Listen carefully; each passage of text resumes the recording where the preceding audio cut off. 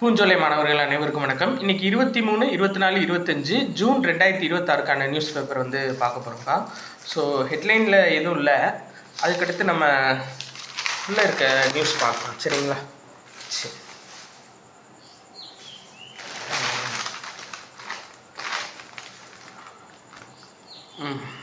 இந்த அம்மோனியா வாயு கசிவுனால நிறையா பேர் உயிரிழந்தாங்க இல்லைங்களா?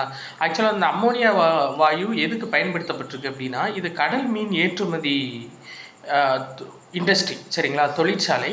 அதில் வந்து அந்த கடல் மீன்களை வந்து பதப்படுத்துறதுக்காக பயன்படுத்தப்பட்டது இந்த அம்மோனியா. ஸோ அதில் தான் வந்து பார்த்திங்கன்னா கசிவு ஏற்பட்டிருக்கு.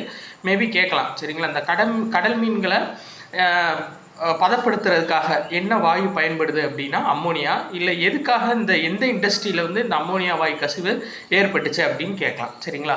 ஸோ அது வந்து இந்த மீன்களை பதப்படுத்துறதுக்காக பயன்படுத்தப்பட்டது. அடுத்து சிங்கப்பெண் சிறப்பு அதிரடிப்படைக்கு 1091 அப்படின்ற இலவச எண் வந்து சேர்த்துருக்காங்கப்பா, இலவச தொலைபேசி எண். சரிங்களா? எது பிரச்சனை அப்படின்னா இந்த 1091 அப்படின்ற நம்பருக்கு கால் பண்ணலாம். இதன் மூலம் பெண்கள் குழந்தைகள் எதிர்கொள்ளும் தொந்தரவுகள், குடும்ப வன்முறை, பாலியல் தொந்தரவு, மிரட்டல், பின்தொடர்தல், இந்த பிரச்சனைக்கு எல்லாத்துக்குமே 1091 அப்படின்ற நம்பருக்கு கால் பண்ணால் சிங்கப்பெண் சிறப்பு அதிரடிப்படை வருவாங்க. இது 112 அப்படின்ற இலவச தொலைபேசி எண், மாநில அவசரகால இலவச தொலைபேசி எண்ணோட இது இணைக்கப்பட்டிருக்குன்னு சொல்லியிருக்காங்க. சரிங்களா? ஞாபகம் வச்சுக்கோங்க, சிங்கப்பெண் சிறப்பு அதிரடிப்படைக்கு இலவச தொலைபேசி எண் வந்து 1091. சரியாப்பா? Right, okay. அடுத்தது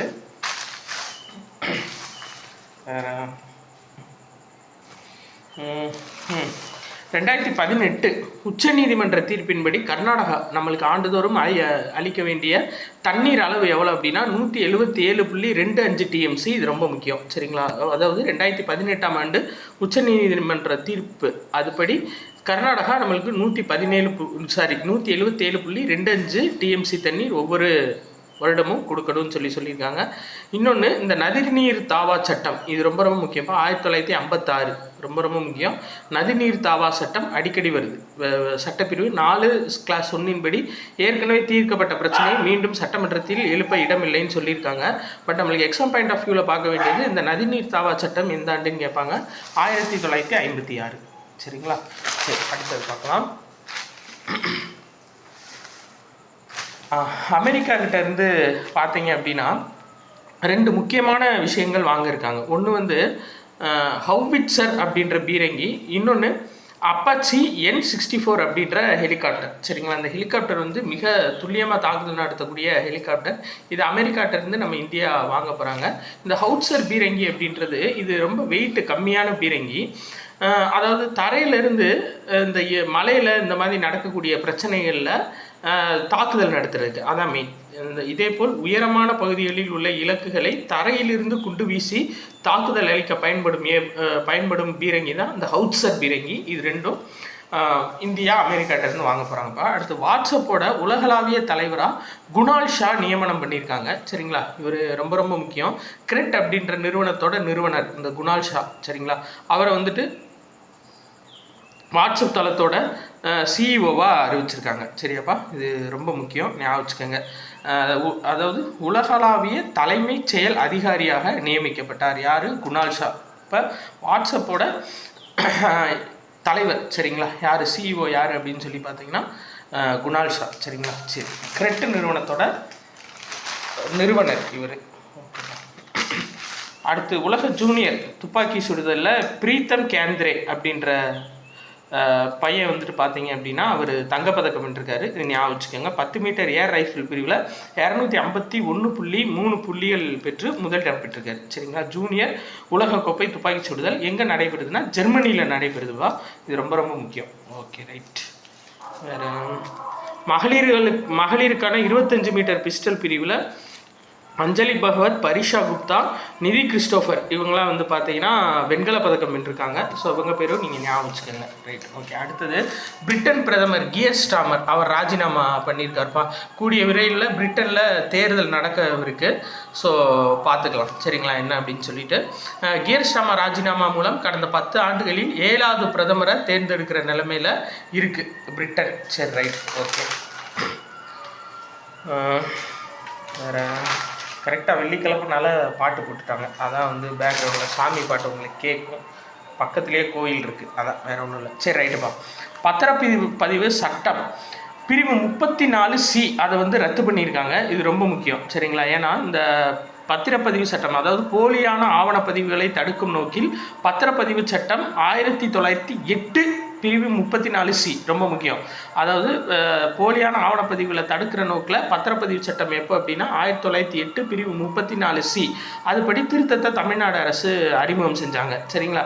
இதுபடி என்ன அப்படின்னா, அதாவது பதிவுகளுக்கு எப்பயுமே அசல் ஆவணம் இருக்கணும், அசல் ஆவணம் இல்லைன்னா பதிவு பண்ணக்கூடாது அப்படின்னு சொல்லியிருந்தாங்க.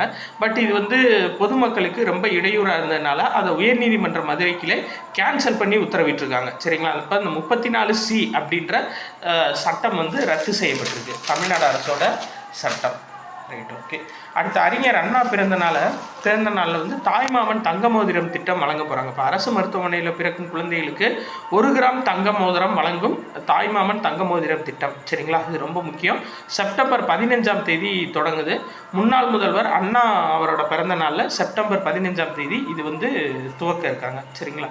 இதுக்காக இந்த திட்டத்துக்கு 755.83 கோடி ரூபாய் இதுவரையும் ஒதுக்கியிருக்காங்க. சரி, அடுத்தது பார்க்கலாம். வேற அடுத்து இந்த பத்ம விருதுகள் உங்களுக்கு தனியாக நடத்திடுறேன்ப்பா, ஒரு வீடியோவாகவே போட்டுறேன் சரிங்களா. பத்ம விருதுகள் உங்களுக்கு தனியாக ஒரு வீடியோவாக நான் கொடுத்துட்றேன். தென் அமெரிக்கா நாடான கொலம்பியாவில் நடைபெற்ற தேர்தலில் வலதுசாரி வேட்பாளர் அபேலார்டோ டீலா எஸ்பிரியல்லா சரிங்களா. அப்போடியாலோ டீலா எஸ்பிரியல்லா அப்படின்றவர் வெற்றி பெற்றிருக்காரு. ஸோ அதை ஞாபகம் வச்சுக்கோங்க. கொலம்பியாவில் இனிமேல் அதிபர் யார் அப்படின்னா அபேலார்டோ டி எஸ்பிரியாலா சரிங்களா அப்படின்றவர் பார்த்துக்கோங்கப்பா. சரி, அடுத்து தமிழ்நாட்டில் பசுமை எரிசக்திக்காக NLC இந்தியாவும் இந்தியன் ஆயிலும் ஒப்பந்தம் போட்டிருக்காங்க. ஸோ இது மூலியமாக வந்து பார்த்தீங்க அப்படின்னா தமிழகத்தில் ஹைப்ரிட் மின்சாரம், சூரிய ஒளி, காற்றாலை இதெல்லாம் வந்து டெவலப்மெண்ட் பண்ண போகிறாங்க. யாருன்னா NLC இந்தியாவும் இந்தியன் ஆயிலும். ஆக்சுவலாக NLCன்றது நெய்வேலி லிக்னைட் கார்பரேஷன் சரிங்களா. அவங்க ஃபஸ்ட்டு டைம் பசுமை எரிசக்தியில் உள்ளே இறங்குறாங்க. ஸோ இதில் பார்த்தீங்க அப்படின்னா தமிழகத்தை சேர்ந்த 10 பேருக்கு பத்ம விருதுன்னு கொடுத்துருக்காங்க. But the Hindu Tamil news பேப்பரில் 11 பேருக்குன்னு கொடுத்துருப்பாங்க. இதில் என்ன டிஃப்ரென்ஸ் அப்படின்னா, அந்த கர்நாடக இசை பாடகிகள் 2 பேர் விருது வாங்கியிருக்காங்க. அதில் ஒருத்தவங்க வந்து வேறு மாநிலம், இன்னொருத்தவங்க வந்து நம்ம தமிழ்நாடு மாநிலம். 2 பேரும் அந்த விருதை பகிர்ந்துக்கிட்டதுனால இவங்க 10 பேருன்னு கொடுத்துருக்காங்க, அவங்க 11 பேருன்னு கொடுத்துருக்காங்க. இந்த டீட்டெயில் வந்து தனியாகவே உங்களுக்கு நடத்துகிறேன். ஏன்னா போன மாத கரண்ட் அஃபேர்ஸில் இது டோட்டலாகவே உங்களுக்கு தொகுத்து நம்ம கொடுத்தாச்சு சரிங்களா. சரி, ரைட், ஓகே. இது நான் தனியாகவே உங்களுக்கு போட்டுறேன், பத்மபூஷன் விபூஷன் விருது.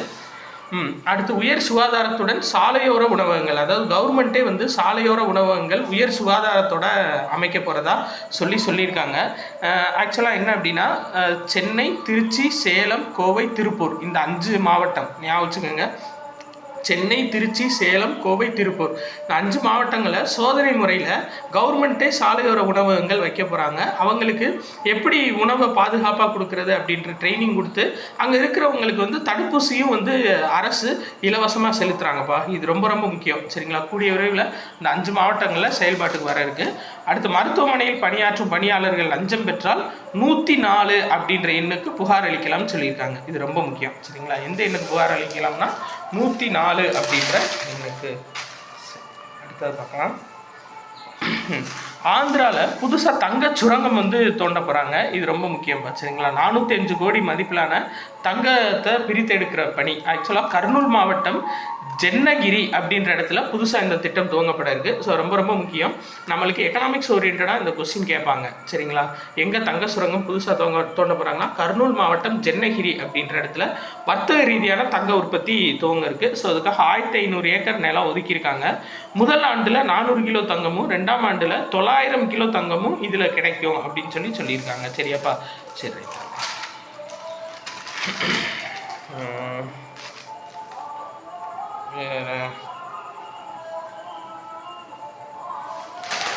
இதில் நியூஸ் ரொம்ப கம்மி தான்ப்பா. இந்த அம்மோனியா வாயு உயிரிழப்பு அதுதான் இருக்குது.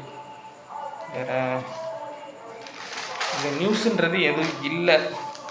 இந்த உலக ஜூனியர் துப்பாக்கி சுடுதல் போட்டி அதில் வந்து வன்ஷிகா சிவா இந்த 2 இணை வந்து வெற்றி பெற்றிருக்காங்க. சரிங்களா, அதுங்க பாருங்கள். ஜெர்மனியில் நடைபெறும் உலக சாம்பியன்ஷிப் போட்டியில் 10 மீட்டர் பிஸ்டல் கலப்பு அணிகள் பிரிவில் இந்தியா வெள்ளிப்பதக்கம் வென்றது.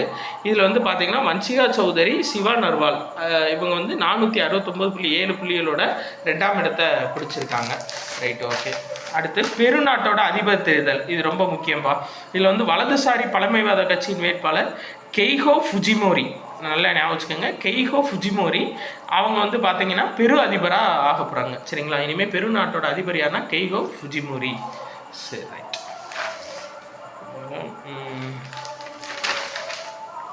அவ்வளோதான்ப்பா. உங்களுக்கு பத்ம விருதுகள் மட்டும் தனியாகவே ஒரு வீடியோ நடத்திடுறேன். இல்லை ஷார்ட்ஸில் டோட்டலாக உங்களுக்கு எடுத்து நான் கவர் பண்ணிடுறேன்ப்பா. நன்றி.